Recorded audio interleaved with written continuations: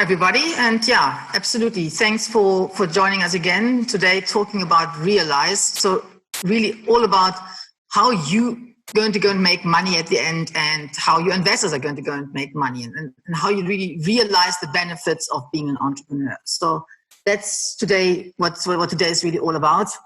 If you kind of think about it, I mean, we call it Realize. A lot of people call it exit, and I mean, for us, really, we believe in exit-centric business building. But I must say, we've got quite a lot of flag over the years for this, and because there are two totally different school of thought. But the one saying, if you think about an exit, then you actually don't believe in your business. You really are not fully committed to it.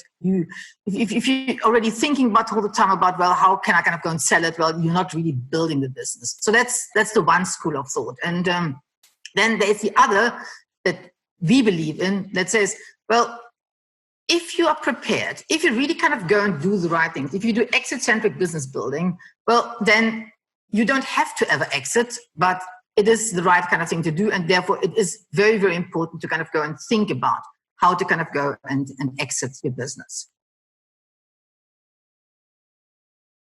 For us, exit is really the full or partial transfer of your ownership, of your shares for the highest possible value. And I think that's actually the part that's very, very important. That is for the highest possible value. That's the one thing that we are trying to kind of go and do.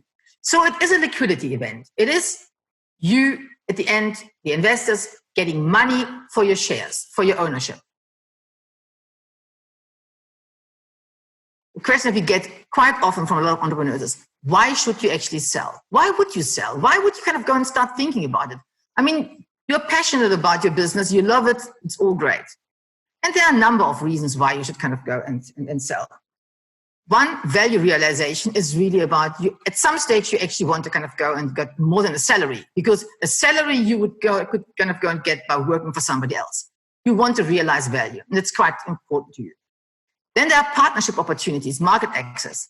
Sometimes you have just taken your business to the maximum of what you can do, and now you need to kind of go and partner with the Visa, with some other kind of larger player who actually is able to kind of go and take your business to the next level. And therefore, it is the right thing to do at that point of time, to sell your business and maybe get some shares in the other business or be somehow still involved, but it's time for you to kind of go and do this.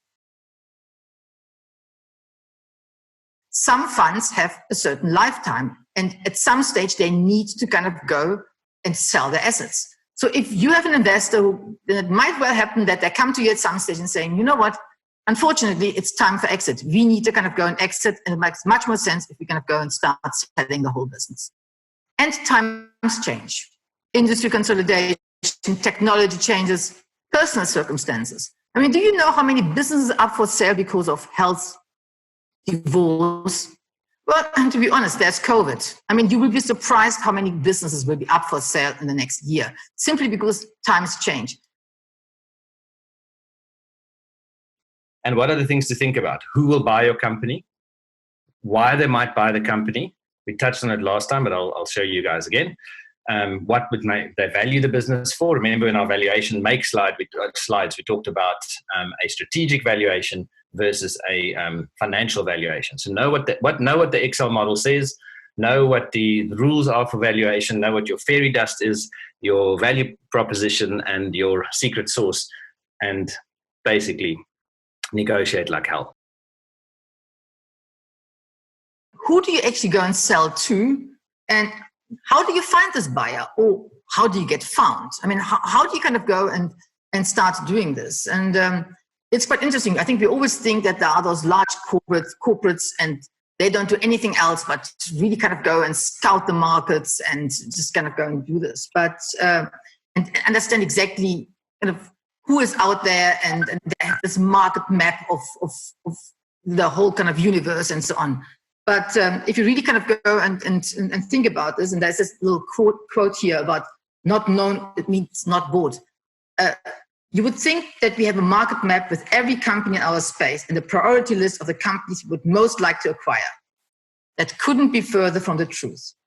We buy companies we know. What it all boils down to is again, exit-centric business building. Start thinking about, well, who would potentially maybe buy us one day and then make sure that they know about you?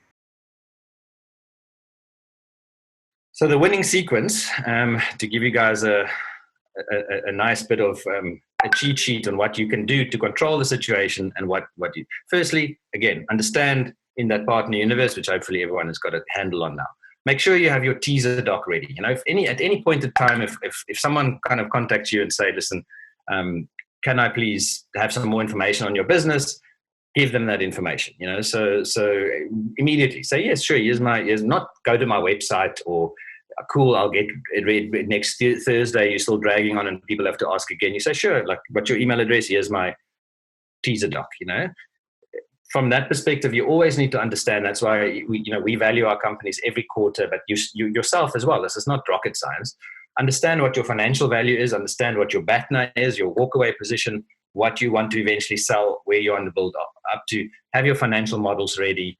That's just good budgeting practices. But at the end of the day, you need to understand this business is now at this level and manage those expectations. You know, pitch decks doesn't always have to be ready, but have it 80% ready, dust it off every 6 months or so that you can actually quickly respond to information requests. If someone said, can you do a management presentation? Have your limited data room ready as well as your full data room. Just set that up from the beginning. These are my corporate docs. This is my legal contracts. Just good governance. Right. So now you've got your initial LOI, or you kind of start looking at the exit process and all the rest of it. The one thing we can always say is look for professional advice. You know, there's people that do this for a living. They understand what the buyers are looking for, how to position yourself. And yes, you might pay between 2.5% and sometimes up to 5%, depending on the size of the deal. Sometimes there's a bit of a upfront, and how everyone negotiates this. But in our experience, if you have the right M&A advisor, it does pay for itself in a way. Some of our knife capital exit case studies include C-Sense to General Electric. Those entrepreneurs, Jock and Derek and the guys went on to do amazing things in Stone 3 and all the rest of it. Time Bank, some of those entrepreneurs. So I think it was what we learned there is GE was a client first. They white labeled our product for a while, and then our product became so interesting to them that they couldn't afford this company in Africa to go under, and they acquired us. Fundamo Visa. There's an interesting book, Cash In, Cash Out, if you haven't read it yet, which Hannes wrote about fintech in Africa and the Fundamo Visa story. $110 million exit. It was amazing to be part of that team. And what we learned there was quite a lot around footprint, around negotiating tactics. But the main thing that stood out for me was the value of excellent co-investors. We were Shuttleworth, so we were in there we're managing the Shuttleworth Fund. We were in there with Remgrow, and we were in there with Sanlam. And we were in there with a team of note, Hannes and Aletta and all of them entrepreneurs that you want to go to war for, Andrea and all of them the whole time. And that really worked. Akubu Garmin, very interesting how a very small business of 9 people can have a due diligence team that's bigger than the whole team. But the interesting thing there was it was bought for the IP. And Garmin even said, look, the financial model that you guys have in place is not even of relevance for us because we want to launch this product. If we think about the last 2 weeks, it's been fun. Some gremlins, the way these things go, lots of learnings.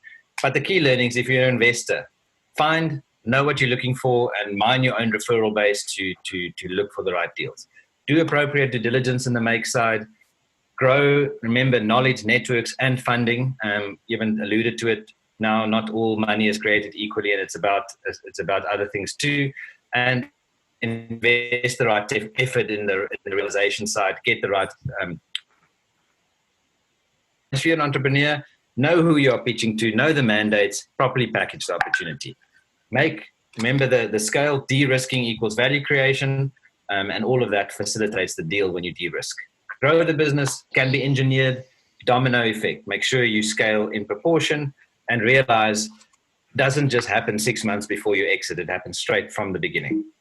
I think the key thing is to remember to at all times be in the business of being awesome.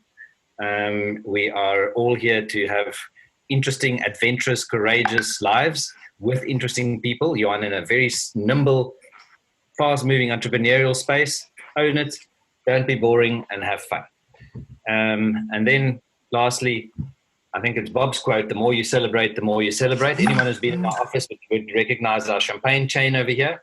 Every year it gets hopefully a little bit longer. Last year was a bit short, and this year we're still building. But I don't know, COVID is either gonna help or not help with the champagne chain. So cheers to everyone. I think I'm certainly gonna open my first beer and celebrate. Cheers, everybody. Thanks for joining. Thanks for all the great questions. Thank you.